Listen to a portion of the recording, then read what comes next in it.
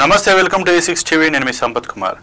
ఇందిరా సౌరగిరి జల వికాసం పథకంలో భాగంగా రైతులకు సోలార్ పంపు సెట్లు ఉచితంగా ఇస్తామని సీఎం రేవంత్ రెడ్డి తెలిపారు 5.75 PHP పంపు సెట్లు ఇస్తామన్నారు అచ్చంపేటను మోడల్ నియోజకవర్గంగా మారుస్తామన్నారు సీఎం రేవంత్ రెడ్డి ఇక వివరాల్లోకి వెళ్తే నాగర్ కర్నూల్ పర్యటనలో భాగంగా ఇవాళ ముఖ్యమంత్రి రేవంత్ రెడ్డి ఆమ్రాబాద్ మండలంలోని మాచారం చేరుకున్నారు ఈ మేరకు ఆయన ఇందిరా సౌరగిరి జల వికాసం పథకాన్ని అట్టహాసంగా ప్రారంభించారు ఈ కార్యక్రమంలో డిప్యూటీ సీఎం మల్లు భట్టి విక్రమార్క మంత్రులు ఉత్తమ్ కుమార్ రెడ్డి పొంగులేటి శ్రీనివాస్ రెడ్డి దామోదర్ రాజనరసింహ కూడా పాల్గొన్నారు తెలంగాణలో అటవీ హక్కుల చట్టం కింద 6.69 లక్షల ఎకరాల విస్తీర్ణంలో ఉన్న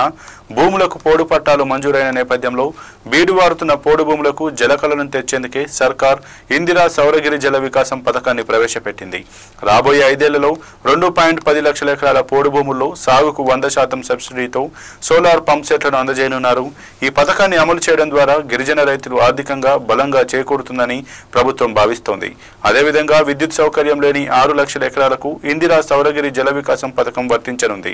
గిరిజన రైతుకు 2 ఎకరాల కన్నా ఎక్కువ భూమి ఉంటే సింగిల్ యూనిట్ అంతకు తక్కువగా ఉంటే సమీప రైతులను కలిపి బోర్వెల్గా జరపగా ఏర్పాటు చేయనున్నారు ఇందిరా సౌరగిరి జల వికాసం పథకం ప్రారంభోత్సవం సందర్భంగా గిరిజన రైతులతో నిర్వహించిన ముఖాముఖిలో సీఎం రేవంత్ రెడ్డి పాల్గొన్నారు ఈ సందర్భంగా ఆయన మాట్లాడుతూ వ్యవసాయం కోసం సౌర విద్యుత్ ఏర్పాటు చేశామని అన్నారు అదేవిధంగా అదనంగా వచ్చే సోలార్ విద్యుత్ను ప్రభుత్వానికి అమ్మాలని ఆయన సూచించారు